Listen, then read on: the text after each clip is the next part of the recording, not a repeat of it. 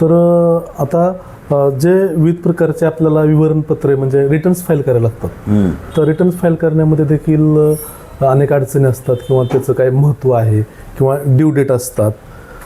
तर याबद्दल नेमकं आपण प्रेक्षकांना काय सांगू शकताल की तुम्ही तुमचं वर्षाला इन्कम टॅक्सचं रिटर्न फाईल केलं पाहिजे किंवा तुमचा जर छोटासा व्यवसाय असेल तर तुम्ही GSTचे रिटर्न फाईल केले पाहिजेत. त्याचे नेमके फायदे काय आहेत किंवा त्याच्यामध्ये येणाऱ्या नेमक्या अडचणी काय आहेत नेमक्या? म्हणजे मी तुमच्या माध्यमातून खास करून जे व्यावसायिक आहे, MSME आहे किंवा छोटा व्यवसाय करतायत त्यांना नक्की सांगू इच्छितो की आर्थिक बाबींमध्ये जे दुर्लक्ष आहेत ते तुम्हाला व्यवसाय वाढवण्यामध्ये अडचण निर्माण करतं. व्यवसाय करताना खास करून छोटा व्यवसाय करताना तुम्ही जर आर्थिक बाबींकडे या कंप्लायन्सकडे लक्ष दिलं तर तुम्हाला मोठ्या प्रमाणात लोन घेण्यामध्ये, वर्किंग कॅपिटल उभं करण्यामध्ये खूप फायदा होतो. कारण की बँकांना तुमचा व्यवसाय माहीत नसतो, बँकांना तुम्ही काय करतात हे लक्षात येत नाही, पण तुमच्या बँकिंग ट्रान्झॅक्शनवरनं आणि तुम्ही भरलेल्या रिटर्नवरनं बँका तुमच्याबद्दलची माहिती गोळा करतात आणि त्यातनं ठरवतात की तुमचा व्यवसाय कसा आहे, तुमच्या व्यवसायामध्ये किती पोटेन्शियल आहे. तर दरवर्षी साधारणतः आपल्याला रिटर्न भरायचं असतं. जे सॅलरी किंवा वर्किंग प्रोफेशनल्स आहेत जे वेगवेगळ्या कंपन्यांमध्ये नोकऱ्या करतात त्यांना त्यांचे फायनान्स डिपार्टमेंट किंवा HR डिपार्टमेंट सारखं मार्गदर्शन करत असतं किंवा तिथे वेगवेगळे लोकांना ते अवेलेबल करत असतं रिटर्न फाईल करण्यासाठी. साधारणतः दरवर्षी जुलै महिन्यामध्ये रिटर्न फाईल करायचं असतं आणि सॅलरी रिटर्न फाईल करण्यासाठी वेगवेगळ्या साईट्स पण अवेलेबल आहेत आजकाल की तुम्ही तुमचा फॉर्म 16 तिथे द्या, ते तुमचे रिटर्न बनवून फाईल करतात. फार कमी किमतीमध्ये वगैरे आहे.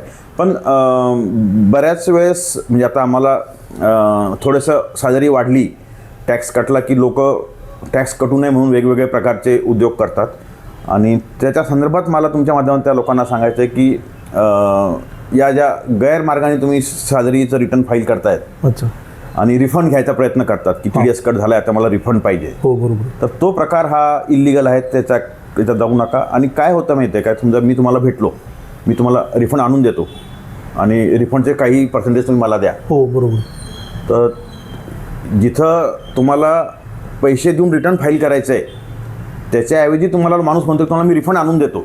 अच्छा, तर नॅचरली तुमची टेंडन्सी आहे की ठीक आहे रे बा, हे तर म्हणजे काहीतरी आहे आपल्याला माहीत नाही, पण ती शुद्ध फसवणूक आहे, तो चुकीचा प्रकार आहे. तेव्हा तो रिटर्न फाईल करतो, तुमच्याकडनं पैसे घेतो, रिफंड तुम्हाला रिटर्न फाईल केल्यानंतर रिफंडही लवकर येतो. तुम्हाला 100 रुपये मिळाले त्यातले 10 रुपये त्यांनी घेतले, बाकीचे तुम्ही खुश झाला. पण इन्कम टॅक्सचं जी असेसमेंट आहे ती साधारणतः 4 वर्षापर्यंत चालते आणि मग जेव्हा ती असेसमेंट येते तेव्हा तुम्हाला प्रश्न विचारला जातो की तुम्ही हे रिफंड कशा पद्धतीने घेतलं आहे, तुमचे इथे प्रूफ द्या. तेव्हा तुम्ही त्या माणसाला कॉन्टॅक्ट करायचा प्रयत्न करता, तोपर्यंत तो माणूस पसार झालेला असतो. हो नाही बरोबर, आणि तुम्ही जो रिफंड घेतला आहे तो व्याजासह आणि पेनल्टीसह तुम्हाला सरकारला परत द्यावा लागतो. तर ज्या अशा लोक जे तुम्हाला रिफंड मिळून देतो अशा प्रकारच्या स्कीम ज्या आणतात त्याच्यापासून लांब राहा. तुमचं जे योग्य उत्पन्न आहे ते डिक्लेअर करा. ते रिटर्न तुम्ही फाईल केल्यानंतर तुम्हाला आता पुण्यासारख्या ठिकाणी जिथे रिअल इस्टेट किंवा हाऊसिंग किंवा या गोष्टी महाग होत चालल्या, अफोर्डेबिलिटी थोडीशी हे आहे, तर तुम्हाला लोन घ्यायला मदत करते. तुम्हाला उद्या कार घ्यायची आहे, घर घ्यायचं आहे, काय व्यवसायामध्ये अजून पुढे जायचं आहे, त्यासाठी वेळोवेळी फायनान्शियल इन्स्टिट्यूशनचं, बँकांचं सहकार्य लागणार आहे.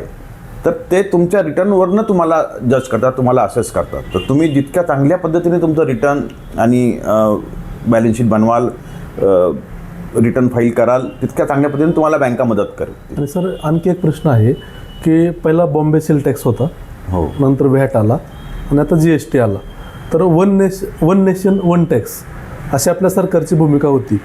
तर नेमकं 2017मध्ये GST आल्याच्या नंतर आपल्या अर्थव्यवस्थेवरती भारताच्या किंवा आपल्या वैयक्तिक आयुष्यावरती याचा खरंच परिणाम झाला का, सकारात्मक असेल किंवा निगेटिव्ह असेल?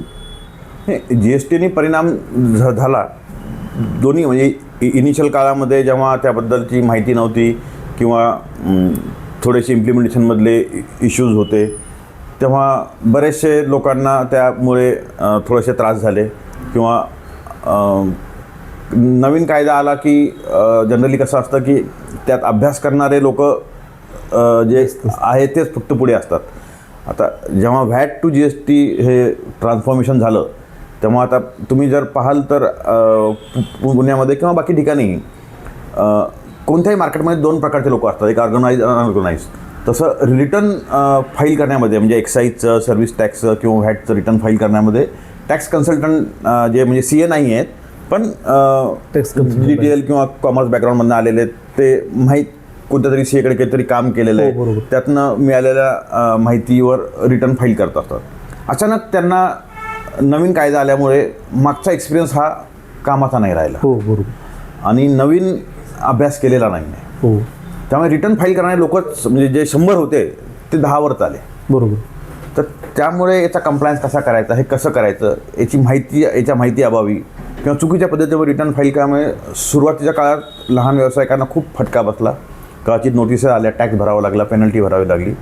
पण हळूहळू जसा त्याचा GST बद्दलची माहिती लोकांना मिळत गेली तसतसं कंप्लायन्स वाढत गेला तसतसं ते आता ते सोपं होत गेलं.